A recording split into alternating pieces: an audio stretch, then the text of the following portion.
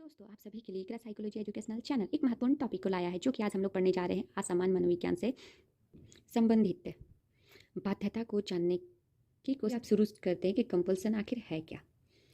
बाध्यता एक तरह का व्यवहारात्मक प्रतिक्रिया है जिसमें रोगी अपनी इच्छा के विरुद्ध किसी क्रिया को बार बार करते रहने के लिए बाध्य रहता है। ऐसी क्रियाएं अवांछित ही नहीं बल्कि अतार्किक एवं असंगत भी होती है। साफ सुथरे हाथ को बार बार धोने का व्यवहार, ताला ठीक ढंग से बंद करने के बाद भी उसे बार बार अतार्किक एवं असंगत ढंग से बार बार झकझोर कर देखना, सड़क पर खड़े होकर आते जाते गाड़ियों का नंबर नोट करना, किसी चीज़ को चुराने की बाध्यता को क्लेप्टोमेनिया कहते हैं और आग लगाने की बाध्यता को पायरोमैनिया कहते हैं इत्यादि। बाध्यता के कुछ उदाहरण हैं जो कि इस दोनों से संबंधित हैं। कंपल्सन में इसमें व्यवहार जो कि ना चाहने के बावजूद भी उस कार्य को वह करता है, उसमें उसका कोई नियंत्रण नहीं होता। उसे यह पता होता है कि वो कार्य करना गलत है, फिर भी वो उस कार्य को ऐसे बेबस हो जाता है कि उस कार्य को करना ही पड़ता है। उसमें चाह के भी वो रोगी उस चीज़ को कंट्रोल या नियंत्रित नहीं कर पाता है। चलिए, आप कुछ मनोवैज्ञानिकों ने इनका परिभाषा देते हुए, मतलब बाध्यता रोग से ग्रसित व्यक्तियों का परिभाषा देते हुए बताया गया है। किस्कर ने 1985 में परिभाषित करते हुए कहा है कि मनोग्रस्तता जब कार्य में बदल जाते हैं तो बाध्यता कहा जाता है। बाध्यता से ग्रसित लोग एक ही कार्य बार बार करते हैं, हालांकि वे यह महसूस करते हैं कि ऐसा करने का कोई अर्थ नहीं होता है।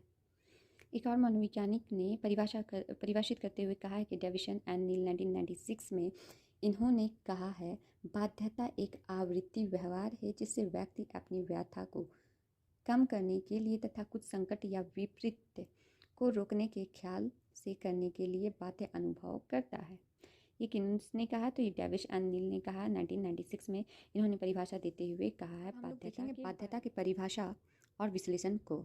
पहला पॉइंट इसमें बताया जा रहा है कि बाध्यता में व्यक्ति ना चाहते हुए भी एक ही क्रिया को बार बार दोहराता है। दूसरा पॉइंट में यह बताया जा रहा है बाध्यता में व्यक्ति द्वारा की गई क्रियाएं अवांछित ही नहीं बल्कि अतार्किक एवं असंगत भी होती है। बाध्यता में रोगी से जब यह पूछा जाता है कि वे क्यों बार बार एक ही क्रिया को अनावश्यक दोहराते रहते हैं, तो उनका उत्तर यही होता है कि वो यदि वे ऐसा नहीं करते हैं तो वे अशांत तथा अप्रीतिकर महसूस करते हैं, मतलब अनकम्फर्ट। हम लोग देखेंगे फॉर्म्स ऑफ कंपल्सन। बाध्यता के दो प्रारूप मुख्य रूप से पाए गए हैं। पहला अनुवृत्ति बाध्यता, यील्डिंग कंपल्सन। दूसरा है नियंत्रण बाध्यता, कंट्रोलिंग कंपल्सन। अब बारी बारी से इसे डील करते हुए आगे बढ़ेंगे। अनुवृत्ति बाध्यता की है क्या? इसमें रोगी कोई क्रिया करने के प्रबल दबाव महसूस करता है। इस तरह की अनुवृत्ति बाध्यता करीब करीब 61% रोगियों में पाया गया है। जैसे एक किरानी किसी की आयु 29 वर्ष की थी, अपने पॉकेट में बार बार हाथ डालकर यह देखता था कि उसमें के पॉकेट में एक महत्वपूर्ण पत्र तो नहीं पड़ा है। हालांकि वह जानता था कि उसके पॉकेट में ऐसा नहीं, फिर भी वो असंगत व्यवहार करने में खुद का उसका कोई नियंत्रण नहीं था। उसे हम लोग क्या करते हैं? तो अनुवृत्ति बाध्यता कहते हैं। अब आते हैं नेक्स्ट पॉइंट पर, जो कि नियंत्रण बाध्यता है, कंट्रोलिंग कंपल्सन। इस तरह की बाध्यता में रोगी अपना ध्यान किसी बाधित व्यवहार को नियंत्रित करने के ख्याल से कुछ आवृत्ति व्यवहार करता है। मान ले कि एक महिला थी जो कि 38 वर्ष की थी, जो एक बच्चे की माँ भी थी।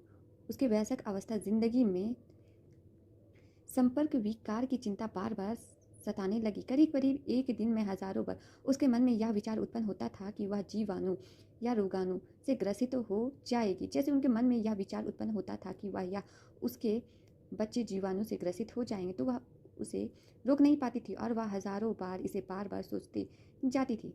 इस तरह के जीवाणु से ग्रसित हो जाएंगे तो वह रोग कि आपको बाध्यता के जो टॉपिक है वो समझ में आ गया।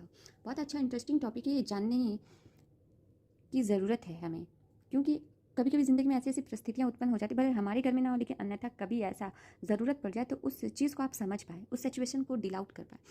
इसलिए मिलते हैं नेक्स्ट वीडियो पे। Bye bye.